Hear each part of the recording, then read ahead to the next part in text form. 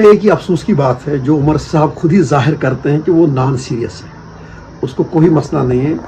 वैसे रोज़मर्रा ज़िंदगी के मामलात में जब हम देखेंगे ज़्यादा टाइम तो या तो वो जिम में गुजारते हैं या कहीं और सैर सपाटों पे। इस वक्त कितनी सीरियसनेस उसको नज़र आ रही है इसमें तो बिल्कुल ही मतलब जितनी भी इसको कैसे हम लें क्या कहें इसके बारे में तो हमारे पास अल्फाज ही नहीं है।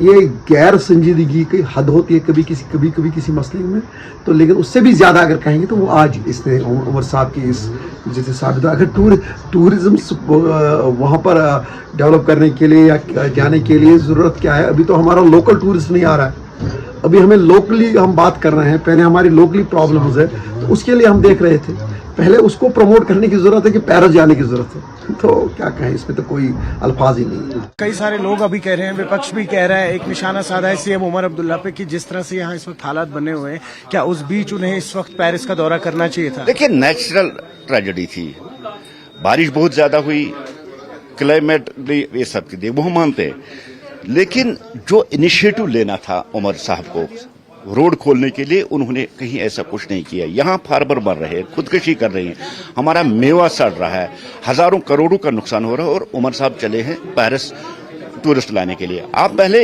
हिंदुस्तान से जो अपने लोकल टूरिस्ट है वहां आप फेल हो गए, वहां आप अपना काम गए, वहां आप कुछ नहीं कर सके, तो पेरिस से आप क्या लोगे?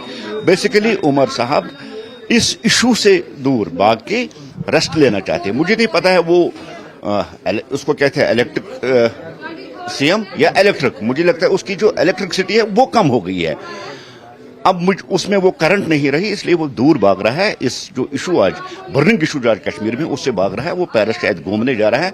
यहाँ के किसान मरे जिए, वो खुदकशी करे, नेशनल कॉन्फ्रेंस हुकूमत का इसके साथ लेना देना नहीं। वो अनसीरियस हुकूमत है, चाहे फ्लड्स हो, चाहे गारंटियां हो, चाहे आज जो कश्मीर में जो हाहाकार मचा है आज हमारे फ्रूट ग्रोवर्स और फार्मर्स का, उमर साहब का इसके साथ कुछ लेना नहीं। अपने पिकनिक पे जा रहा है, लोग उनका जवाब देंगे, लेकिन हमारा कहना है उमर साहब फेल हो चुके, उनको अब स्टेप डाउन करना चाहिए, उनको रेजिग्नेशन देना ही चाहिए। शर्मा जी, एक सवाल है कि अभी जो चीफ मिनिस्टर है वो 23 से लेकर 25 तारीख तक एक टूरिज्म रिलेटेड एक्टिविटीज में वो पेरिस जा रहे हैं, लेकिन बीजेपी कहीं ना कहीं आड़े हाथों ले रही है उनको और कह रही है कि इस आपदा की घड़ी में वो बाहर जा रहे हैं, यहाँ पे बहुत ज़्यादा ज़रूरत होती है चीफ मिनिस्टर की इस वक्त, तो इस वक्त भी वो घूम रहे हैं। देखिए, ये फैसला चीफ मिनिस्टर ने लेना है, जिस वक्त ये प्लान बना होगा, हो सकता है ये आपदा उसके बाद आई, और उसके बाद ये है कि उन्होंने कहा कि टूरिज़्म के लिए हम जम्मू कश्मीर, क्योंकि एक तो टूरिज़्म पे जिंदा है और टूरिस्ट आना पहलगाम की घटना के बाद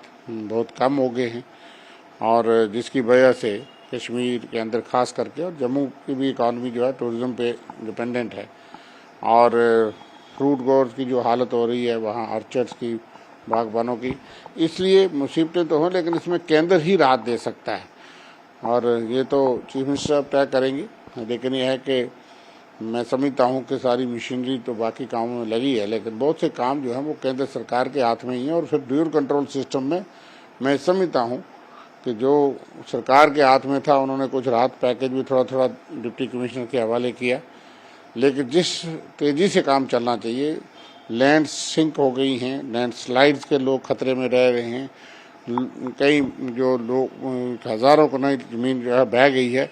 ये तो काम तब होगा जब केंद्र पैसे देगा। 200 करोड़ रुपया, 209 करोड़ रुपया बड़ा मजाक किया है, और उससे तो कुछ होगा नहीं। यहाँ इतने पुल चले गए हैं, हर गाँव में आप देखिए रोड कनेक्टिविटी तबाह हो गई है, हाईवे तबाह हो गए हैं, और हम ये मांग करते हैं कि उसके लिए केंद्र बहुत बड़ा पैकेज जम्मू कश्मीर को दे, रिलीफ, रेस्टोरेशन, रिकंस्ट्रक्शन, रीसेटलमेंट, ये इन कंपोनेंट्स में हो, क्योंकि बहुत से एरियाज में आगे के लिए मुझे लगता है क्लाउड बस के पॉइंट्स बन गए हैं जहाँ दरारें पड़ गई हैं, तो इस पे केंद्र को ज़्यादा ध्यान देना है। और हम विश्वास करेंगे कि आज का दिन वो अगर वो फैसला नहीं करते जो उन्होंने संकेत किए थे 75 साल के ऊपर, लेकिन कम से कम जम्मू कश्मीर को, देश को कोई राहत दें।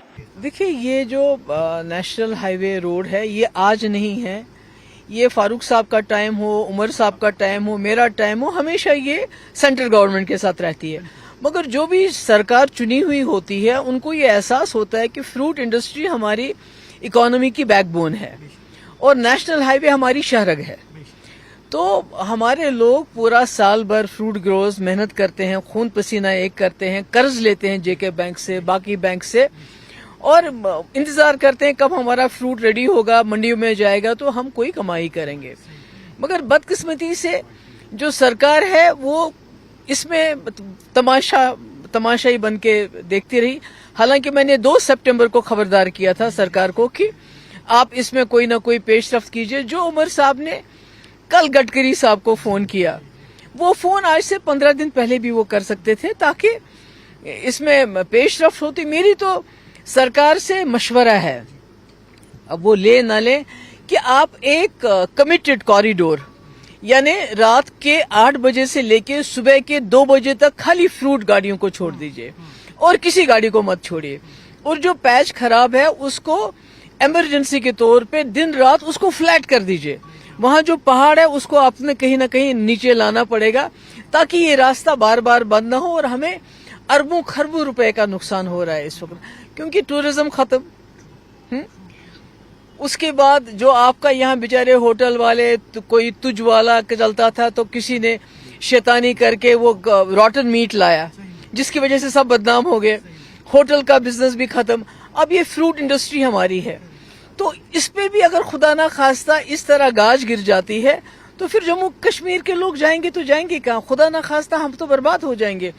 तो मेरी गुजारिश यही है सरकार से कि इसमें आप कमिटेड कॉरिडोर जिसमें खाली फ्रूट की गाड़ियां चलें और रात को चलने दीजिए। रात को आप ट्रैफिक बंद कर लीजिए, 8 घंटे, ज्यादा नहीं मैं कहती हूँ, कम से कम रात के 8 बजे से लेकर सुबह के 2 बजे तक इनको चलने दीजिए ताकि कुछ तो रिलीफ मिले इनको। अदरवाइज हम क्या करेंगे? ट्रेन में 2 डब्बे, 2 डब्बों में कितना हमारा फ्रूट जाएगा?